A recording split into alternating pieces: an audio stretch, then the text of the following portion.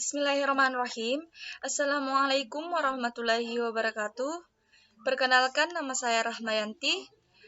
Baiklah teman-teman sekalian, hari ini saya akan memaparkan materi mengenai proses keputusan pembelian.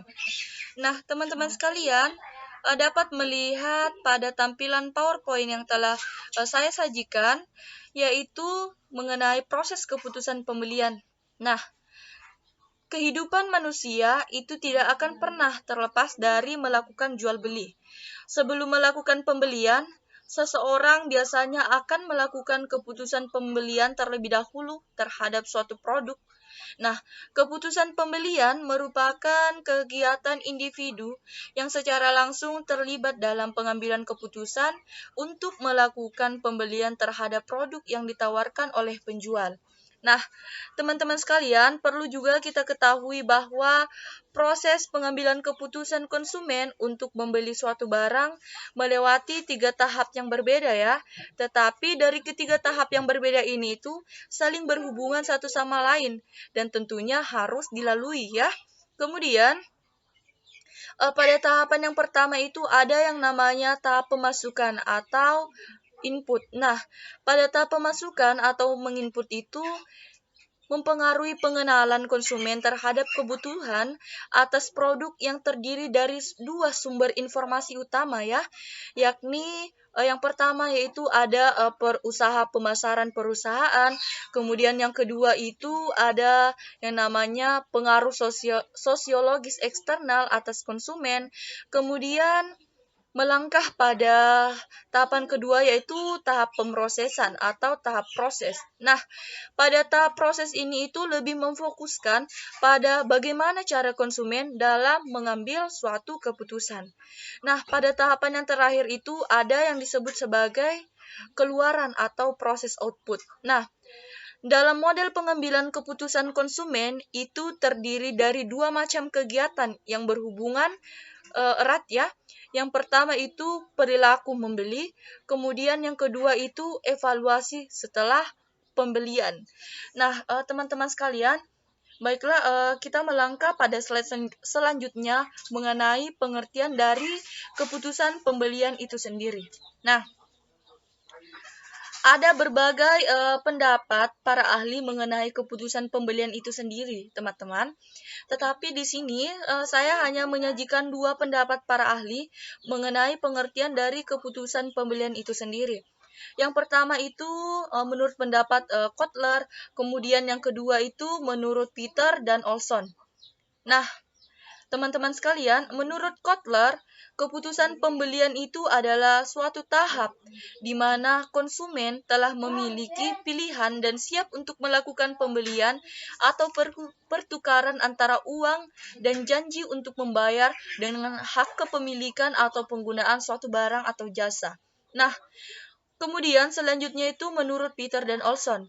Nah, Peter dan Olson mengatakan bahwa keputusan pembelian adalah suatu proses mengkombinasikan pengetahuan untuk mengevaluasi dua atau lebih perilaku alternatif dan memilih salah satu di antaranya. Nah, teman-teman sekalian, dari berbagai pendapat mengenai pengertian keputusan pembelian itu sendiri, lalu dapat kita simpulkan secara sederhana apa sebenarnya yang dimaksud sebagai keputusan pembelian. Nah, keputusan pembelian itu adalah suatu proses yang dilakukan oleh konsumen sebelum akhirnya membeli suatu produk, barang, atau jasa. Kemudian kita melangkah pada tahap selanjutnya, yaitu tahap-tahap proses pengambilan keputusan pembelian.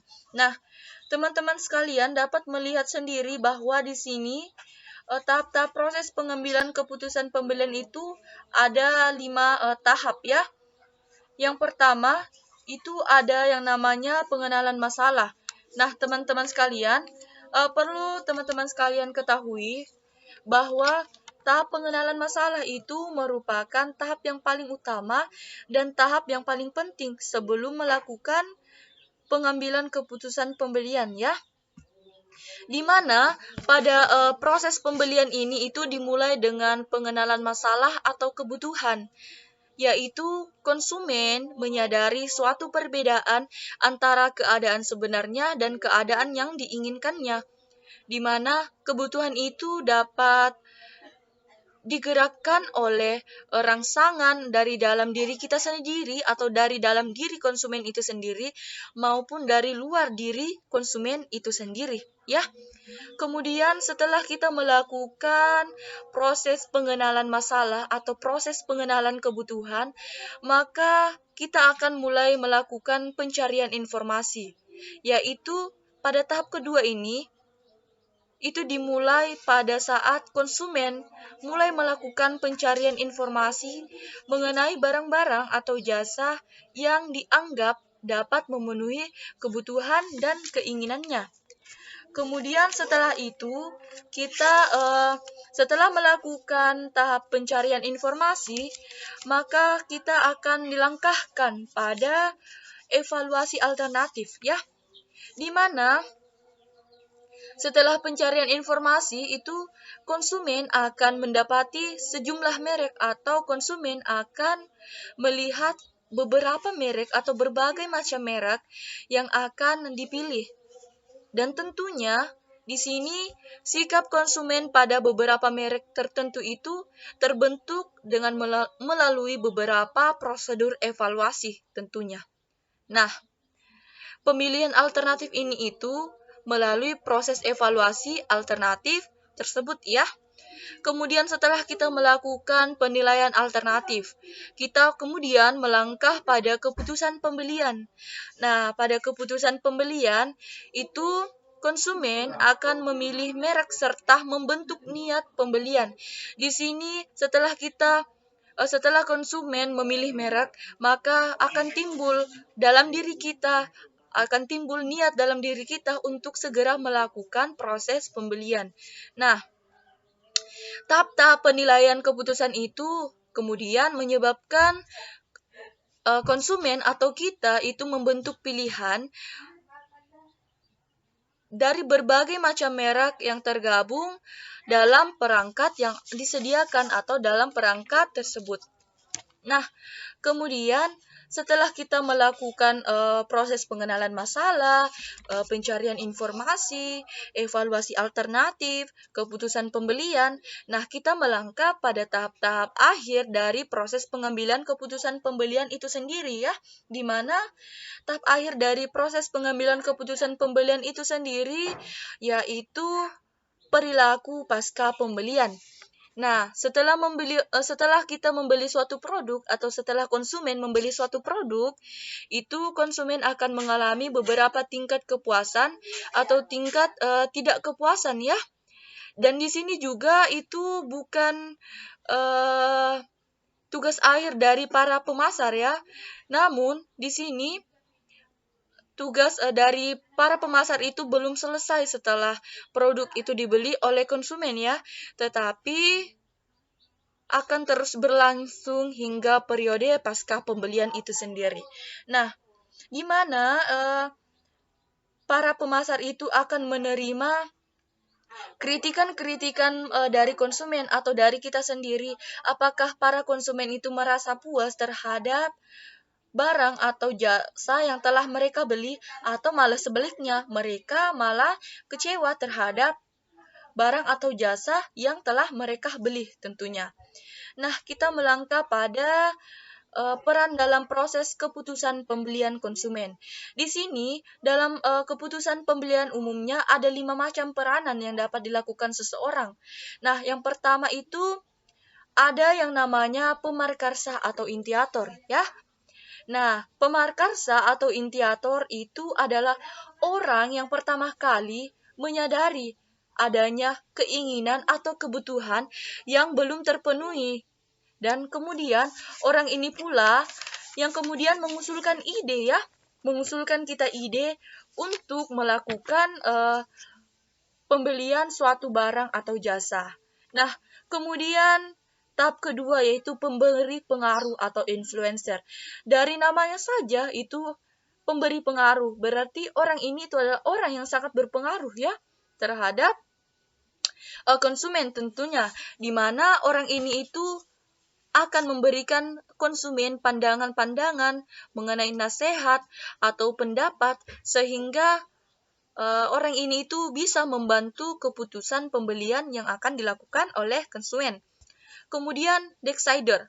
Nah, decider itu adalah orang yang menentukan keputusan pembelian, apakah kita jadi untuk membeli, apa kira-kira produk atau barang yang akan kita beli, bagaimana cara kita membeli barang itu, dan di mana kita akan membeli barang tersebut. Kemudian ada namanya buyer. Nah, buyer di sini itu adalah orang yang melakukan pembelian secara aktual. Jadi aktual itu adalah nyata ya. Jadi buyer itu adalah orang yang melakukan pembelian secara nyata ya. Kemudian ada yang namanya user. Nah, user atau pengguna. Nah, user itu adalah orang yang menggunakan barang atau jasa yang kita beli.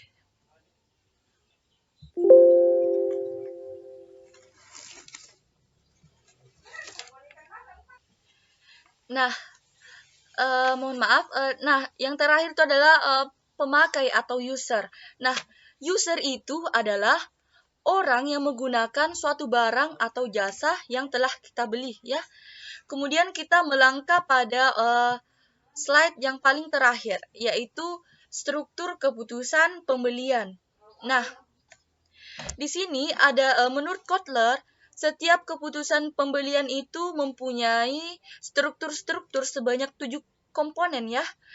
Dan komponen yang pertama itu menyangkut tentang keputusan tentang jenis produk.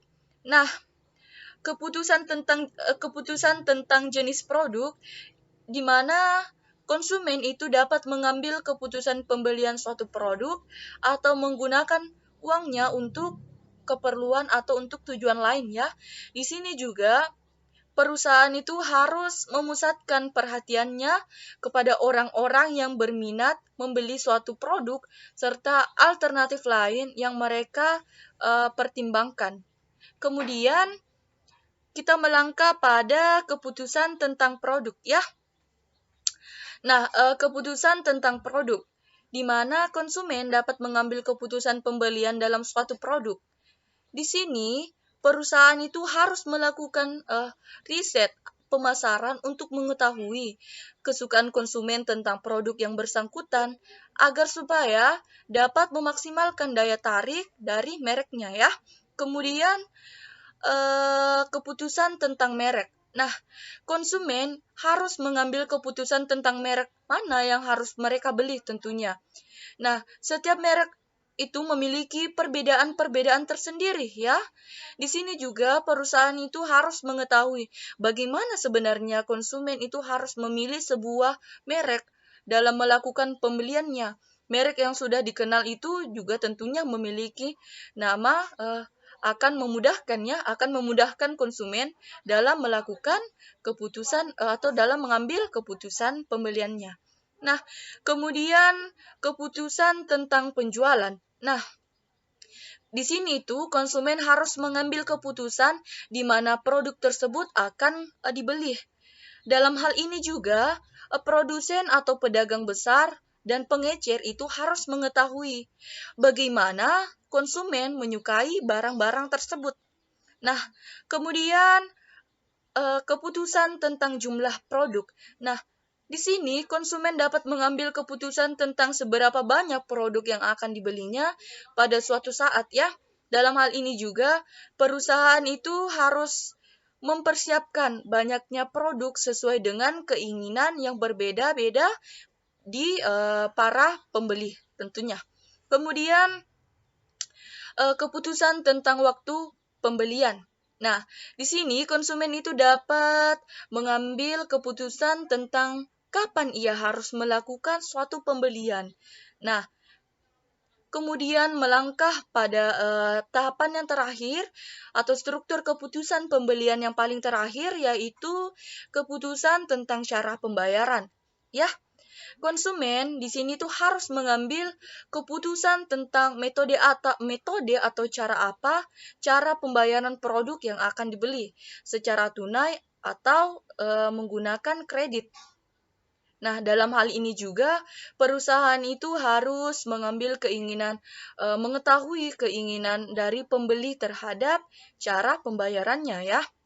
Nah, teman-teman sekalian, itulah tadi pembahasan dari saya mengenai proses keputusan pembelian itu sendiri. Semoga apa yang saya sampaikan pada hari ini itu dapat bermanfaat bagi kita semua. Kurang lebihnya mohon dimaafkan.